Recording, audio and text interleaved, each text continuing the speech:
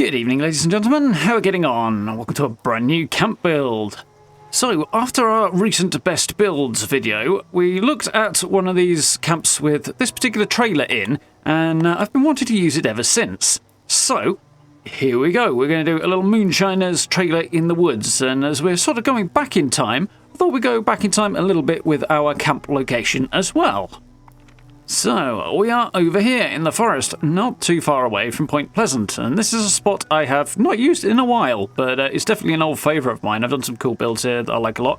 Best way to find it is to head up there to Marigold Pavilion and then just head south, go past the pond and sort of drop down the hillside, the cliff a little bit, and you'll find an open area under the trees with a lot of shrubbery around.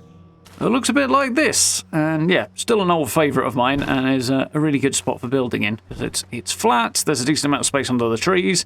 Can't go too tall, really, but that always looks weird in Fallout anyway. So, I spent a while putting the trailer in and getting it positioned under the trees just where I wanted it. And now we've done that, I'm going to get a staircase on the front. So, as I prefer to do with this, we're coming in through the side here, and we're going to board up the holes at the back and set up a doorway over this.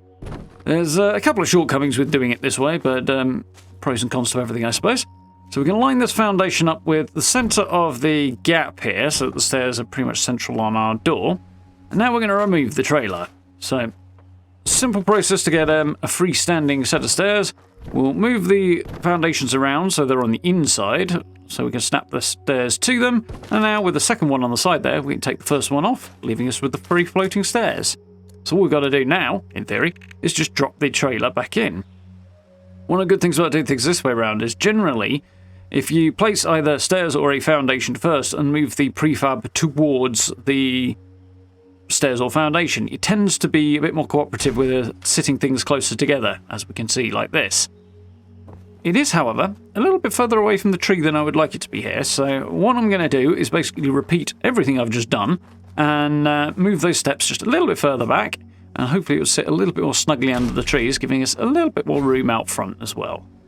Which I think that looks about right. Yeah, look at that. Snug as a bug in a rug. And there we go, right up against the tree. Wonderful. So that's about where we want it. So we're going to head inside and patch up these walls now. So this involves a lot of repetition and trial and error and stuff. So I'm going to up the speed of the video a little bit here. So it's just a heads up for those of you who have motion sickness issues and the like. You may wish to sort of prepare yourself for that. But the first thing I wanted to do was actually not these plank partitions. This was plan B. That also didn't work out the way I hoped. But I tried to sort of float some walls, and I hoped I could then destroy them with a flamethrower and move the trailer onto them and have them sort of sit into, sort of merged into the walls a bit, which might be doable, but it wasn't working the way I was having a go at it. And these partitions were also sitting sort of in from the walls too much. They stuck out into the internal space. So I decided to just go with straight up sort of patching the walls. So we're going to grab a ton of different wall decoration items and bit by bit build up and create a decent patch. And I came up with quite a cool little technique in this, which I quite like.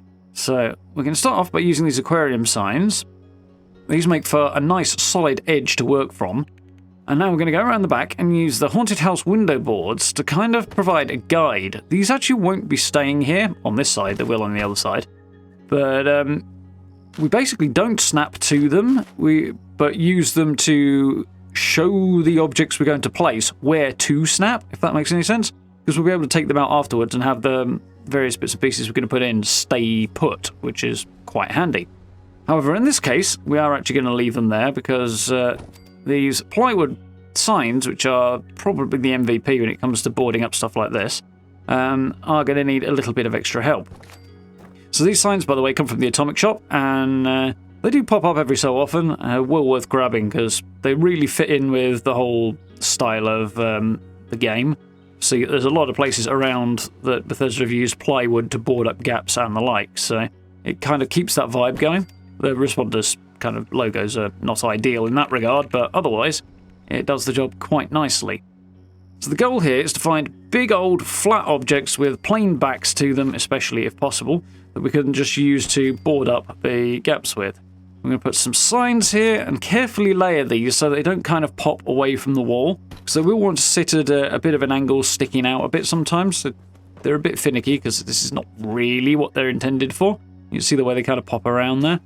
should sit on this one quite clearly as well. But we're trying to get it to sit flush with the wall, which is there we go. And we'll move that chalkboard back in. There we go. That looks pretty decent. So moving back over this way, we use these aquarium signs as our sort of edges. They'll need a bit of a tweak, I think. They do make good solid boards, these aquarium signs, because they're quite big. There's a whole different set of them as well. So you've got options. But I wouldn't overuse them. They've got a nice bit of detail on them, so there's that. But sort of mixing and matching things a little bit makes the whole thing look a little bit more ramshackle and improvised, which it's always going to do anyway. But the more you lean into it, the better the result, in my humble. So, yeah. So as you can see here, we're using those boards that I put around the back to carefully sort of guide where to snap for these the rest of these signs and stuff. And I actually took them off and then realised that they were helping me and put them back and everything worked fine. So as a technique, this should, he says in big air quotes, be repeatable. But the upshot of it is we have a nice patch on the walls there. Still a little drafty here and there, but not too bad. So for the window at the end here, we're just going to board this up using the big old boards, because again, this should help the plywood to snap, which we're going to add in just a second. Might not strictly be necessary to use these for this bit, but I did and it worked, so take that for what it is, I guess. So we'll mix and match these so they don't all look the same, hopefully, but they're going to disappear into the window boards. It's just going to look like lots of wood nailed over the end of the building, which does the job. It actually looks even better from the outside, but I'll be piling furniture in front of this, so shouldn't be too bad. And there we go, not bad. So we're going to carefully move the haunted house boards off the side here. So I recommend doing it this way. Move them, replace them before you delete them. Otherwise you might lose more than you expected if they kind of stuck a bit more than they did here. So caution is a good idea if you're going to do this, but it should be a helpful technique. And we'll use a couple more bits to plug that up. And there we go. We are nearly there now, for the construction phase anyway. So this bit that we're going to use as a door is a bit of a nightmare to board up. We're just going to kind of create a solid edge more or less to it, which the bar on the right sort of does, apart from the bits that stick out. Anyway, the window boards are actually not so useful here, but plywood is definitely your friend when it comes to doing this. A number of these larger posters and the like will do a good job as well if you don't have access to those signs and you want to do something similar though. So you can improvise and mix and match. Incidentally, I would suggest that's probably the way to go anyway. If you're attempting to recreate this exactly, you're probably going to struggle, even if you have got the same pieces, because that's just the way it goes really, isn't it? And sort of apply the principle rather than try to exactly replicate would be my advice. So, I kind of board that up. We could go all the way to the end if we wanted.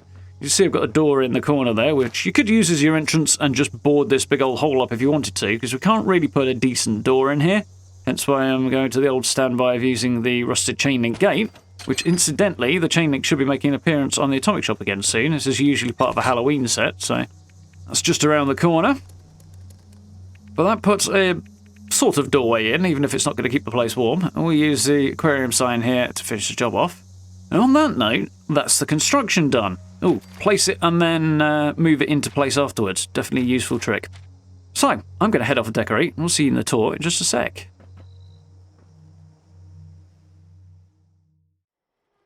And voila. Much decoration later, we have a scrappy, ramshackle Moonshiner's shack.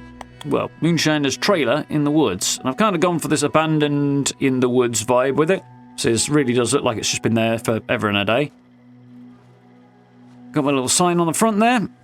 And we'll edge around the back to where I've put my vendor.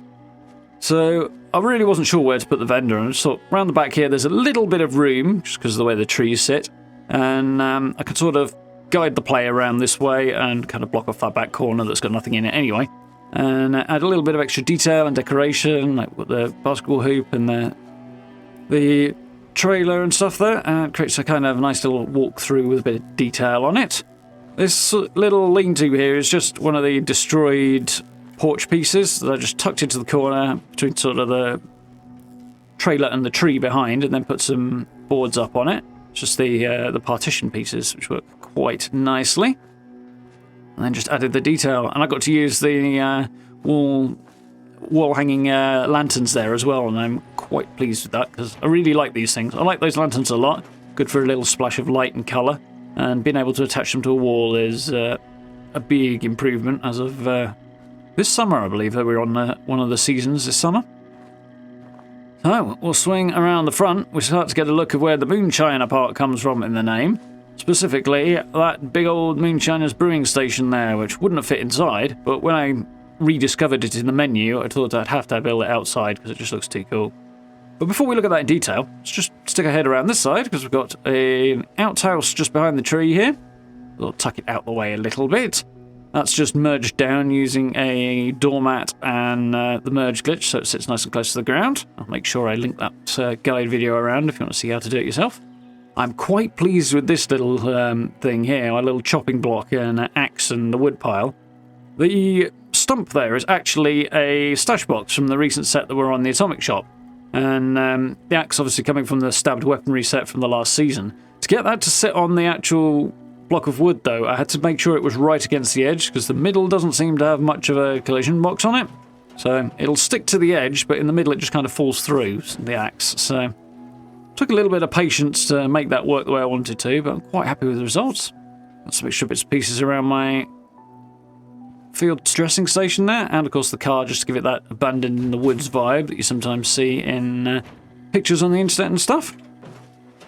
So, quite chuffed with how this brewing station looks. So, obviously just dropped the brewing station in there. I had to use a little bit of flamethrowing to make it sit as close as I wanted, and same with the Xion fermenter on the left there. That needed a little bit of flamethrower work to tuck everything close together, and then I've just built up bits and pieces of sort of debris and detritus around it, and flamethrowered my way to getting the ammo box and the scrap box tucked in as well out there. I like having those sort of near the entrance where they're easy to get at, because they're kind of your first port of call when you come back anyway. We've got ourselves a little planter here. This is entirely for decoration, but it kind of breaks up the shape and adds a little bit more three-dimensionality to the structure.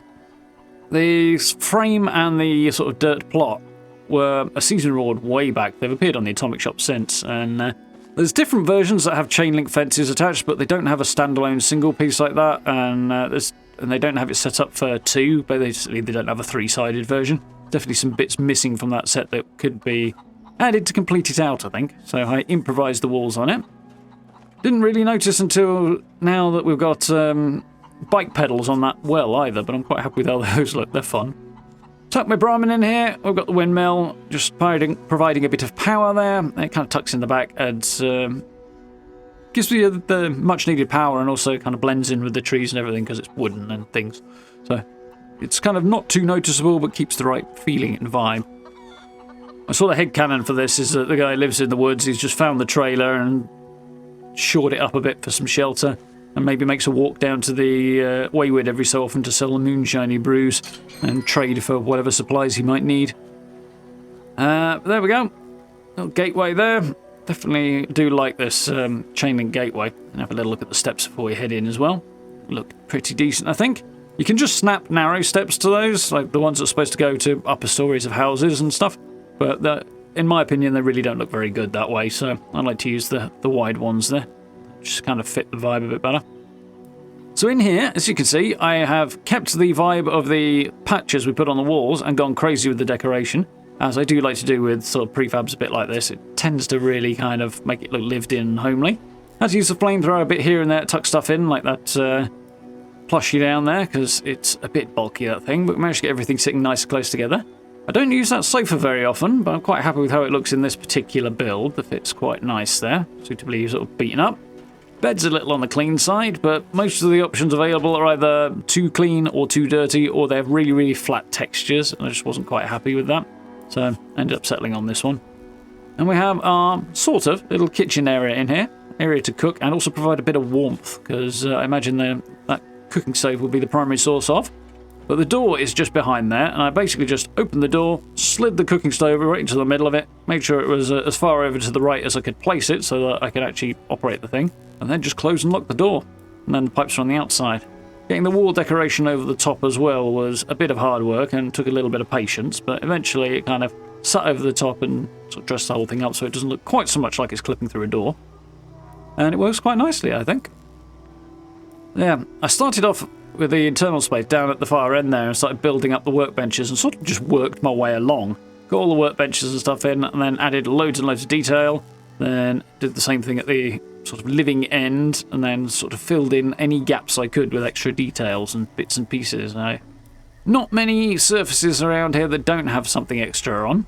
And did the same with the walls and stuff. Just kind of, anytime there was a gap, I tried to drop a sign or a paint picture or something in there just to add little bits of detail and busyness, because it really kind of brings this trailer to life that way.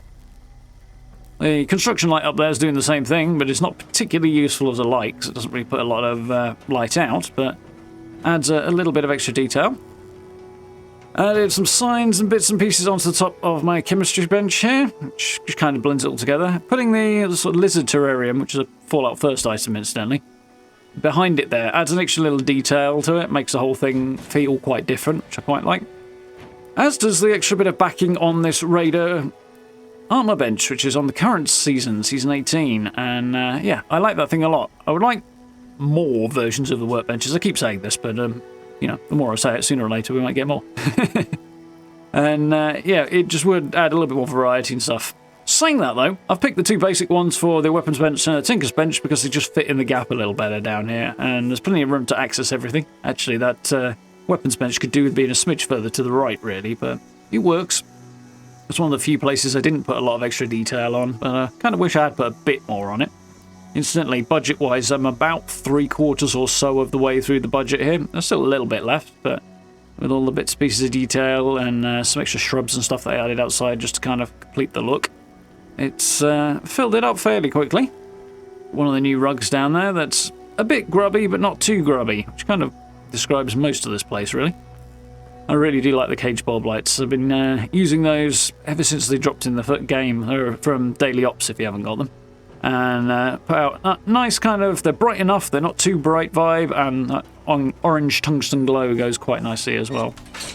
And there we have it. One Moonshiner's trailer in the woods. Looks like it's been abandoned and overgrown a bit, and somebody's come along and decided to make a post-apocalyptic home in there.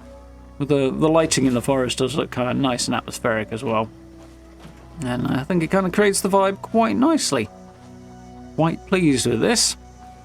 Definitely, yeah, scrappy, lots of detail, and relatively small and compact at the same time. Comes out quite well, in my opinion. So I hope you guys like that one. If you did, please do consider dropping subs and likes. I very much appreciate. Do hit the share button as well if you haven't and you know anybody who might be interested in taking a look. That's always appreciated as well. Notification bells down there, of course, and yeah, got social media links and channel memberships down below as well. If you want to support the channel that way, I really appreciate going the extra mile. Definitely helps out. So massive thanks to everyone who's done that. If you get a chance as well, join us for live streams. We are, of course, playing Fallout. We've got 76 on the go, and Fallout London, which is just about to take a little hiatus while we dip back into Shattered Space next week, which should be cool for Starfield. And, of course, we're playing the Stalker series as well, which is good. So, lots to watch if you're interested. But for now, thank you very much for watching. I look forward to speaking to you all very, very soon.